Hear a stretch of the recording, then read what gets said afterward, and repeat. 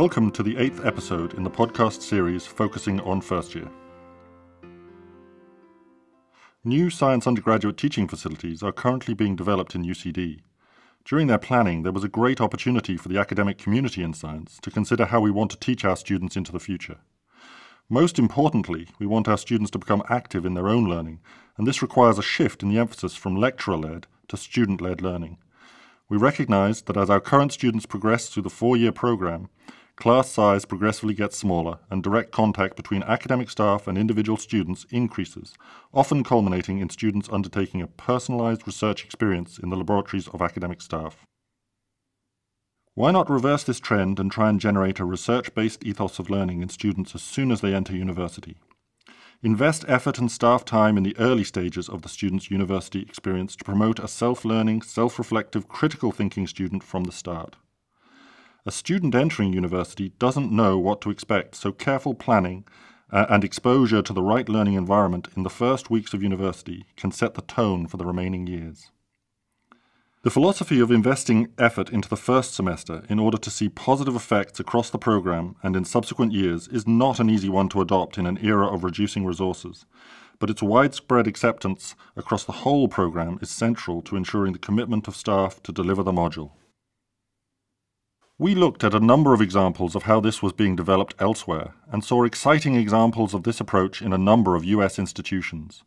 These ranged from small group modules delivered in the University of Denver, where staff are given wide latitude in delivering a module to a small class of freshmen, to a problem-based learning approach employing active learning rooms capable of holding up to 100 students. None specifically suited our goals of ensuring all students are exposed to the same core material and the desire to have small group interactions with academic staff.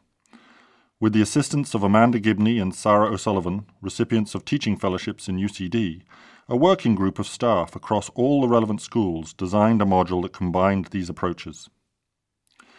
The module takes a blended approach that includes lectures, workshop activities, and group project work facilitated by academic staff. The module centres around a group project where students in teams of 5 develop a project in an area of interest to them. The project addresses a scientific question through research, critical analysis and questioning and results in the production of a written and oral report. In the early weeks, students are given the basic skills required to source, read and understand primary scientific research. They are challenged to summarise and communicate this information scientifically. These activities take place in lectures, where all students attend, and in workshops led by a single academic, where up to about 70 students work together in their tutorial groups to discuss, develop and practice these skills.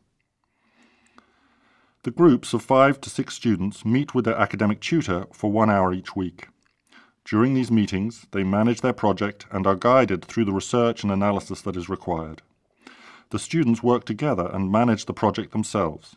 The academic provides appropriate guidance and support, but their main role is to ensure the scientific rigour is applied to the design, research, analysis, and production of the group work. In this way, students are exposed to the process of scientific thinking, and they are expected to apply it in their own research and analysis. The module is assessed continuously throughout the semester. Active participation is crucial to meeting the learning outcomes, so 20% of the final grade is given for attendance and contribution. Written work is assessed both individually and through a group report, and students must make a final 15-minute oral presentation of their work. In all, a student is required to formally present on 3 occasions within the module. Students are also required to keep a reflective journal, where they consider what and how they have learned in the previous week. Our experience is that students also use this as a vehicle for expressing concerns and identifying issues that may otherwise go unnoticed. Feedback on the module has been positive from both the students and the academic staff acting as tutors. Staff commented that the module was enjoyable to teach, and some looked forward to the tutorial. Students were also positive, commenting on how the skills learnt in the module were invaluable across their other coursework. It was also evident that students had a greater awareness of current research both within and outside UCD. We hope that the benefits of this approach will extend beyond the purely academic goals. The methodology of having small groups meet with academics also encourages better socialization between students and provides another point of contact for students with an academic in what is often seen as a relatively anonymous environment of a large common entry program such as science. Tutors are encouraged to discuss how students are finding their first weeks in UCD and are expected to follow up on students who are not attending. The module ran as a pilot for 36 students in the 2010-11 academic year. Scaling this approach for all students in science poses a significant challenge. It will require in excess of 65 academic tutors and about 1,000 contact staff hours. The ability to deliver requires staff committed to the approach. The module is not a cosy option for students either. They are challenged from the start of their university life that superficial learning isn't enough and that understanding and experiencing a subject is hard but rewarding. Incorporating small group academic tutoring in this way requires careful planning and ongoing discussions amongst staff. Tutors worry that they are providing the correct level of interaction and that students are being treated evenly, so some level of training to ensure that everyone understands what is required is useful. This module does not attempt to deliver subject-specific material, but rather develops information literacy, writing and communication skills through appropriate use of scientific topics.